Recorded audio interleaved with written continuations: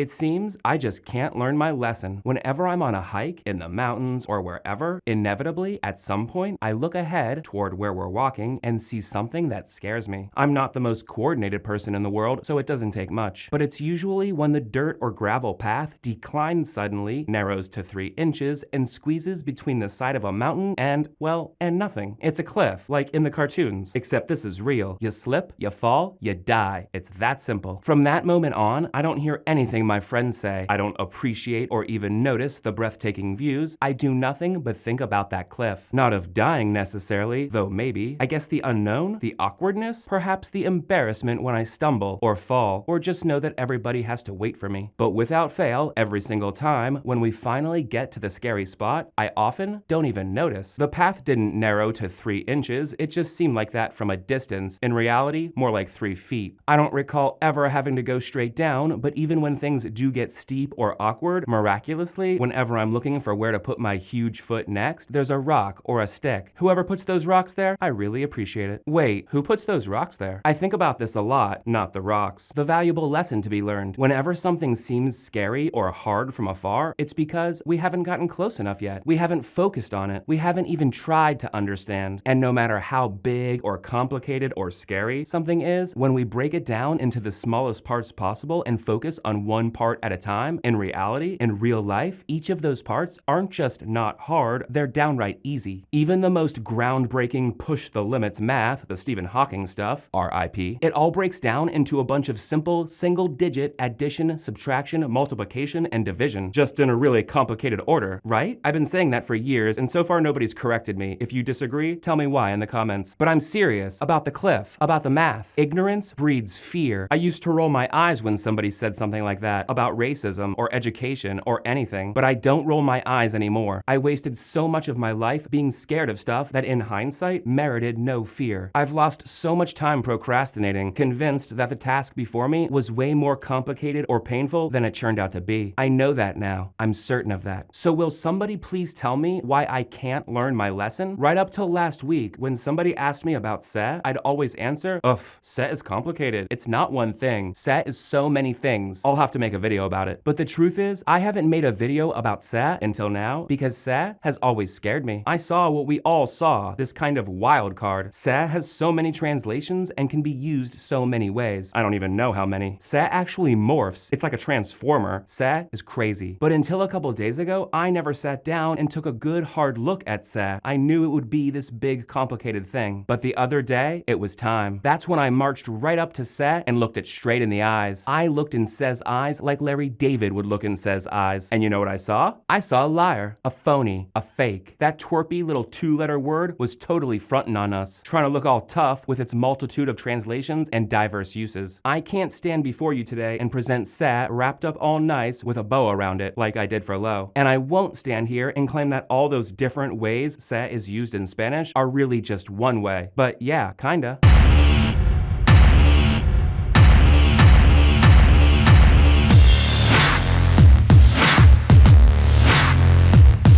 Hola, soy Jordan, and this is a Spanish Quickie. Fast, easy Spanish lessons from somebody who speaks your language. Okay, right off the bat, this video's about se without the accent, not se with the accent. Se with the accent means I know and comes from the verb saber. I made a video about saber, and the link is down there. Actually, so I don't have to keep saying this, the link to any video I mentioned in this video is also down there. And to truly understand what we're about to confront, it's better if you've seen all the videos I made about object pronouns, or just know how they work. I do have a video for each one: direct, indirect, reflexive, and double. You might get the gist of this regardless, but to truly feel me, you gotta have that stuff down. So if you don't, go watch those, then come back here. Because starting with the big picture aerial view, and just so you know, this first part is the hardest part for sure, even though se is used in so many different situations, in all of them, se is simply a specialized indirect object pronoun, because indirect object pronouns tell us where the action of the verb in a sentence is going. And that's exactly what se does, just usually more specifically. Because most of the time, there's one exception, se tells us not only where the action goes, but specifically that the action goes back to the subject, that the subject is doing the verb to or for himself. Let's back up and review this stuff quickly. Do you remember how direct objects work? Direct objects and direct object pronouns usually answer the question, what or who? So if we're talking about hair, el pelo, he washes it would be lo lava. What does he wash? He washes it. So it or lo is the direct object pronoun. The lo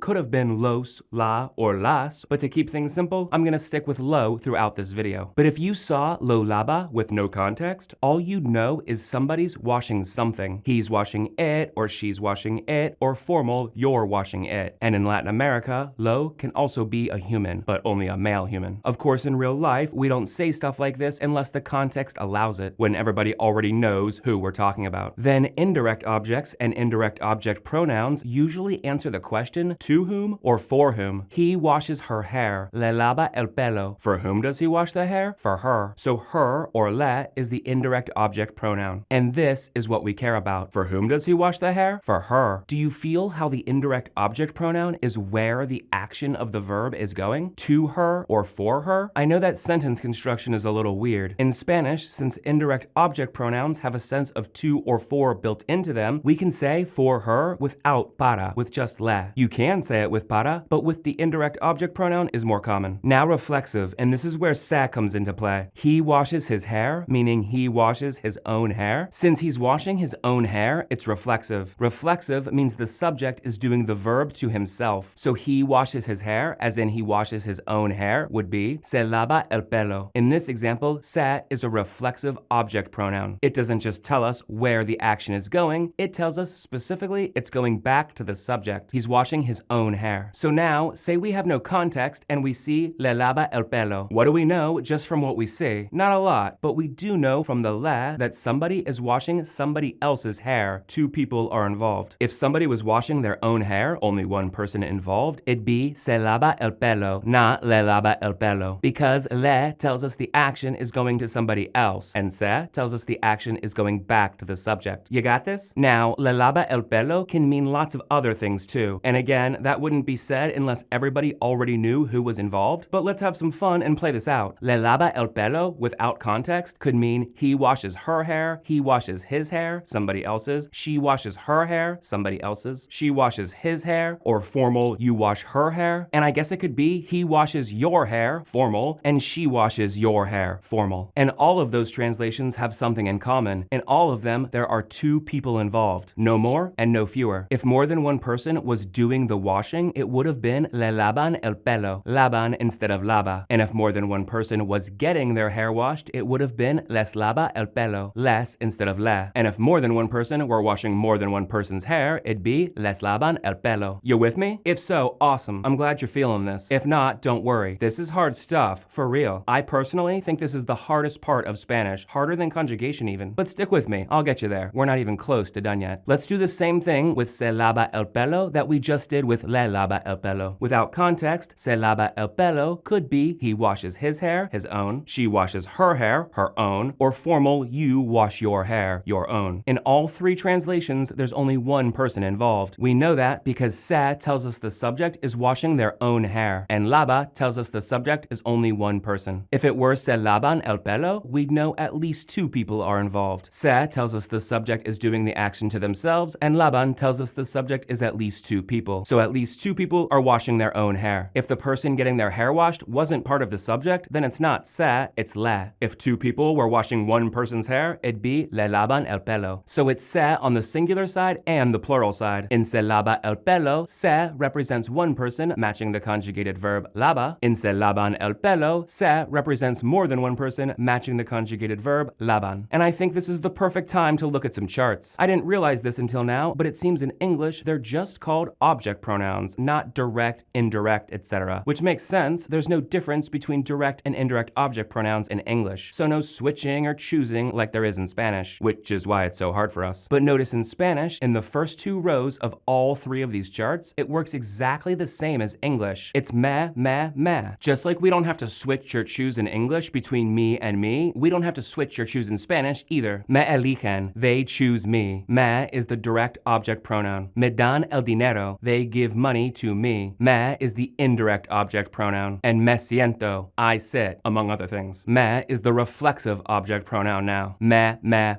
te, os, nos. No switching, no problem. Even though it's a foreign language, it makes sense to our gringo minds because it matches what we're used to. Well, kind of. And what we're used to is what feels natural to us, or easy. It only gets problematic in the third person, where se resides. Even before se, we had to switch and choose between lo, la, and le, and between los, las, and les. But now, in both situations, singular and plural, se is also in the mix. Even going from Spanish to English, when the pronoun's already been chosen for us, it's still crazy ambiguous in the third person. Me and te are as specific as you can get. There is zero ambiguity with me and te, and rarely with nos and os. But lo, la, le, and se? Oh yeah, crazy ambiguous. As we saw, and will continue to see in a minute, if we don't know the context, sentences with lo, la, le can be translated so many ways. Se just piles on to an already torturous situation in the third person. To make it worse, they use reflexive verbs a lot more than we do in English. So se is way more common as a reflexive pronoun than we think it should be, cause it doesn't feel natural to us. In Spanish, it's not just I sit, it's me siento, or I sit myself. In the chair, on a bench. Then in the third person, he sits would be se sienta. Literally, he sits himself. And se sienta could also be she sits or formal you sit. So that's three separate issues with se, all of them stemming from the fact that the third person in Spanish is crazy. Going from English to Spanish, speaking, we have so many choices. Do I say lo, la, le, or se? Going from Spanish to English, reading, watching, listening, there are so many possible translations of se. Then finally, reflexive verbs are super common, which is fine, awkward at first, but doesn't affect us much in the pronoun department, except in the third person. Okay, it's confession time. I've said tons of stuff in this video that isn't quite true, or at least not complete. Not to be dishonest or misrepresent, thus this confession, but without context, as you've seen, the examples I've shown you can have lots of meanings. So far, I've given you all the possible translations with se as a reflexive object pronoun, not all the possible translations. But as you'll soon see, se isn't always a reflexive object pronoun, although that's debatable. So, se lava el pelo has even more meanings than I said it did, which we'll get to later. Then, se lava el pelo, I've been translating that as he washes his hair, but most of the time, se lava el pelo is better translated as he's washing his hair. Quite often, when the simple present tense is used in Spanish, the ing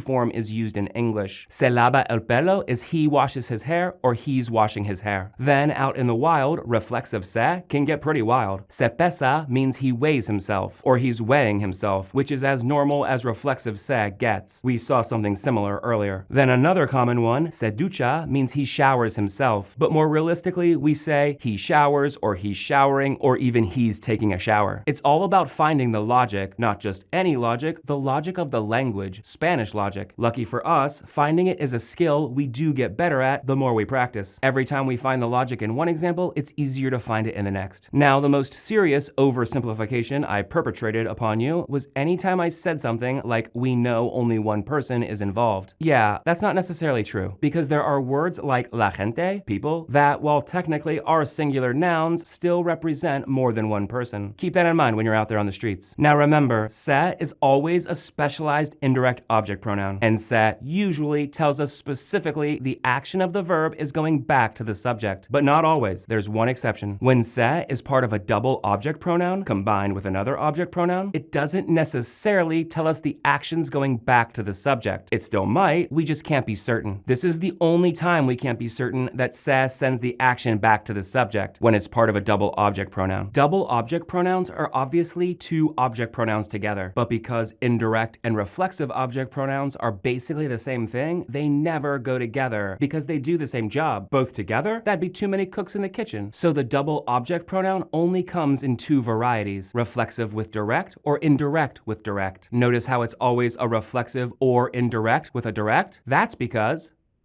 Oh, I was waiting for you to say it. Because they're the same thing. Maybe next time. But since we're gonna have two object pronouns in the same sentence now, how do we position them? In what order do we put them? Well, there's a sacred rule. A rule that is to never be broken. R-I-D. Reflexive first, then indirect, then direct. R-I-D. But it will never be all three, just two of the three. Because reflexives and indirects are never together. You know why. Okay, let's do this. He washes his hair every day. His own hair. Se lava el pelo cada día. Basically the same as before. Se is a reflexive object pronoun and tells us somebody's washing their own hair. If we replace the direct object, hair or el pelo, with a direct object pronoun, it or lo, it becomes se lo lava cada día, or he washes it every day. Se still tells us the subject is washing their own whatever. Then lo tells us the subject is washing a singular masculine noun. Notice that se goes first. Se is a reflexive pronoun and the R in RID is for reflexive, so se goes first. Lo goes second because there's nothing else? Yeah, basically. But really, because lo is a direct object pronoun and the D in RID is for direct. So directs go last no matter what. Since there's an R in this sentence, there can't be an I. So RID except no I. But now it gets whack. He washes her hair every day. Le lava el pelo cada día. Same as before, basically. Le is an indirect object pronoun and tells us somebody's washing somebody else's hair. If we replace the direct object, hair or el pelo, with a direct object pronoun, it or lo, it becomes le lo lava cada día, or he washes it for her. Le still tells us the subject is washing somebody else's hair, then lo tells us the subject is washing a singular masculine noun. Le goes first because it's an indirect object pronoun and the I in RID is for indirect. Lo goes second because there's nothing else, but really because the D in RID is for direct, so direct still always goes last. Since there's an I in this sentence, there can't be an R, so RID except no R. So, le lo lava cada día. Cool? No, not cool. That is not right. Le lo lava. Do you hear that? It's like singing. Le lo la los. Whenever that happens, two in a row that start with L, you have to change the first one to se. I know, I'm sorry. So in this example, we change that le to se. It's unofficially called the la la rule. With the la la rule in effect, he washes it for her every day is, the truth this time, se lo lava cada día. This transformation does complicate things, but it only occurs with an indirect direct combo. It can't occur with a reflexive direct combo because se is already a reflexive pronoun. And it can't occur with a reflexive indirect combo because reflexive and indirects never go together. Why?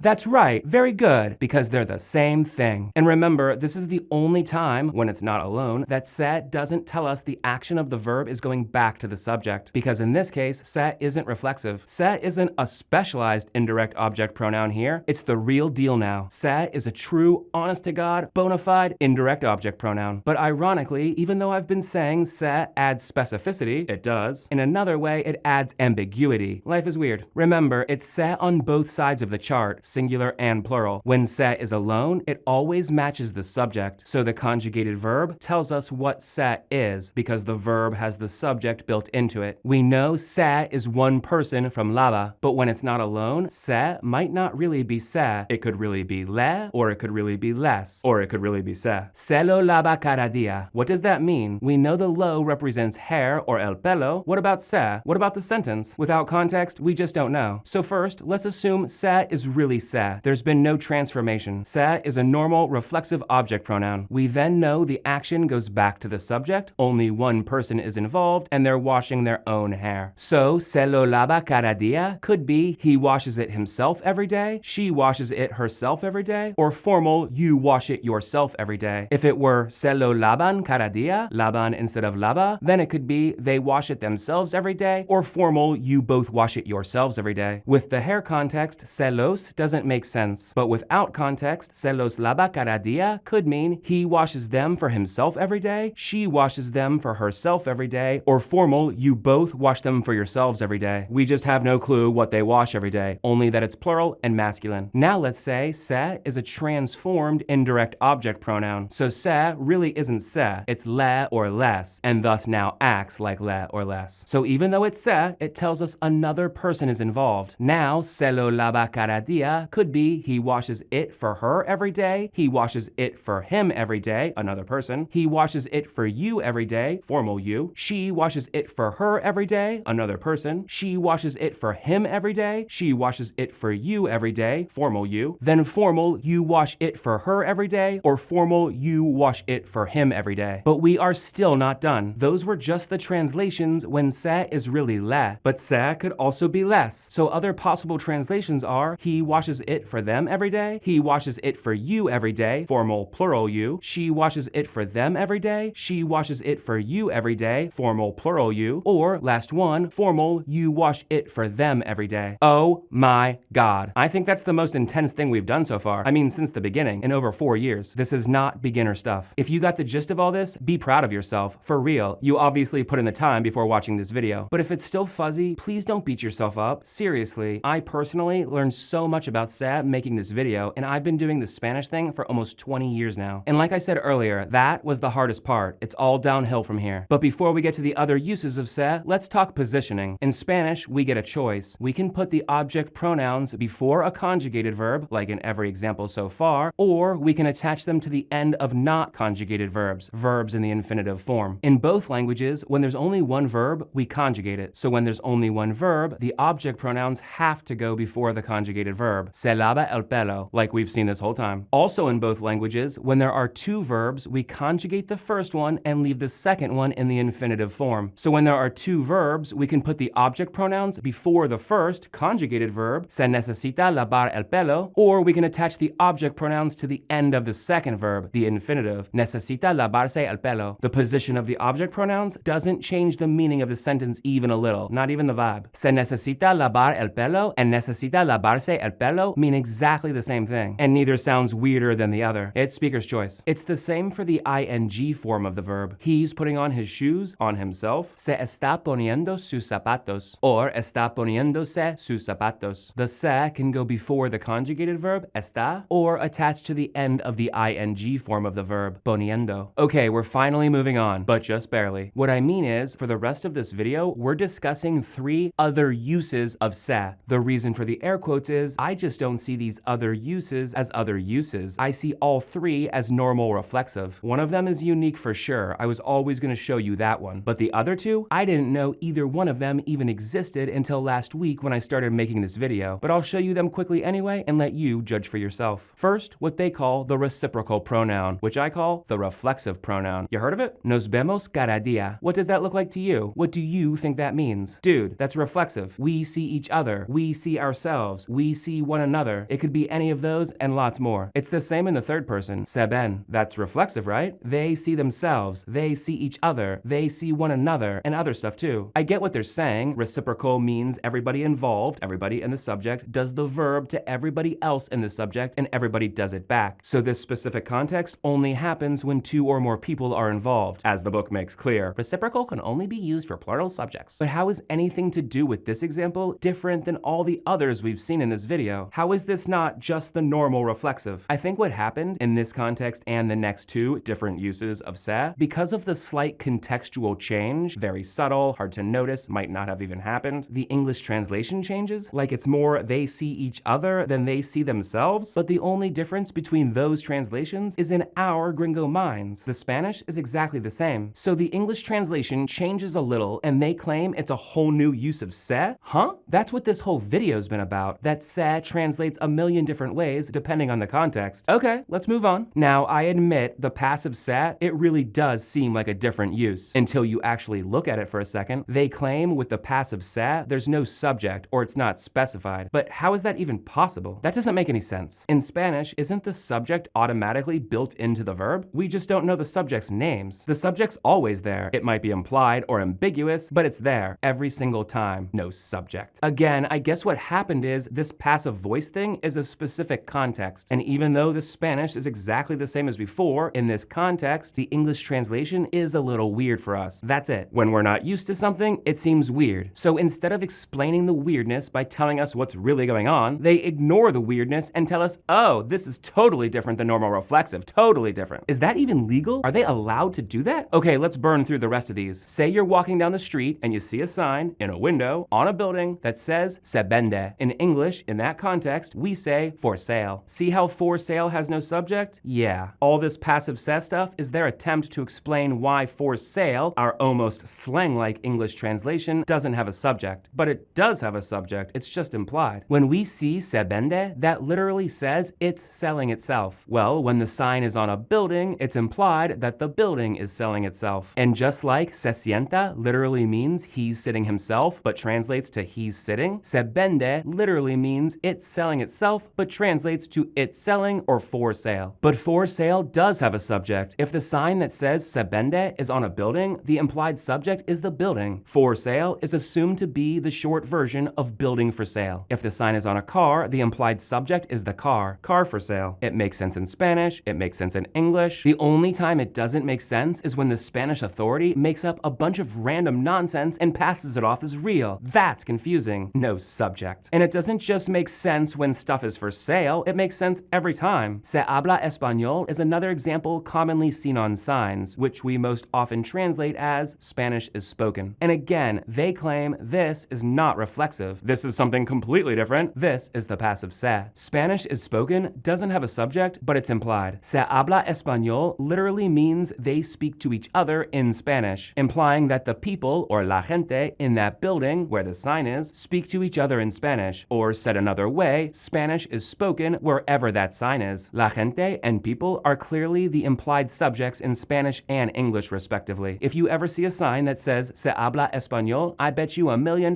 behind that door are people speaking to each other in Spanish. The final type of se they completely made up for no reason is called the impersonal subject pronoun. I prefer to just call it a reflexive object pronoun. Easier, no? Again, the only difference between an impersonal subject pronoun and a reflexive object pronoun is the English translation, which again has been pretty much all we've talked about for the last 30 minutes anyway. I'm not sure what's different now. Se baila mucho en Cuba? The best English translations for that would probably be do they dance a lot in Cuba, or do you, plural you, dance a lot in Cuba? If you meet a Cuban at a party, you can ask se baila mucho en Cuba? That literally means do people dance with each other a lot in Cuba? Which is do people dance a lot in Cuba? Which is do they dance a lot in Cuba? Or do you, plural, dance a lot in Cuba? In both languages, even when we ask with they or you in English, we're asking if Cubans in general dance a lot. We're not asking the Cuban guy personally if he dances a lot, which I guess is why they call this an impersonal subject pronoun. But the Spanish is the same as it's always been. The only impersonal part is the English translation. How did they even make this stuff up? I don't know why the Spanish authority makes se look as scary as possible from a distance, why they seemingly want to make it look as hard as possible. I've got no clue why people who are supposed to help us would make an easy stroll, back to our hike, seem like a 3-inch squeeze straight down between a mountain and a cliff where we'll quite likely fall to our deaths. All I know is this: a reflexive object pronoun is just a specialized indirect object pronoun. Every single time, zero exceptions. When se is part of a double object pronoun, it might not mean the action of the sentence goes back to the subject, it still might, but that's exactly what it means literally every other time. Again, no exceptions, including their 3 stupid made-up uses. Listen, I don't know if I have the specifics right. Maybe with se vende, it's God selling the building for himself instead of the building selling itself? I don't know. I wasn't there when Spanish developed. I do know, however, that reciprocal pronouns are clearly just reflexive object pronouns. So is se in the passive voice, and so are impersonal subject pronouns. That's why the Spanish is exactly the same every time. The context changes slightly, so the English translations do too, but the Spanish is always the same. There are many things I could say right now, but I won't. Kids are watching. I'm tired. I'm drained. And you'd probably consider having me committed. So I'll say one thing, then sign off. But not to you this time. To Mrs. Borsoy and Mrs. Taylor. To Mrs. Nathan, Mrs. Price, to the system. I don't hate you. How could I hate you? You made me who I am. To this very day, you give me a reason, no matter what else is happening, to jump out of bed in the morning and give this everything I've got. You lit the fire inside of me. I don't hate you. I'm not even mad at you. I'm just disappointed. Now get out of here, gringo. Then I'll see you next time. Hasta luego. Adios, amigo.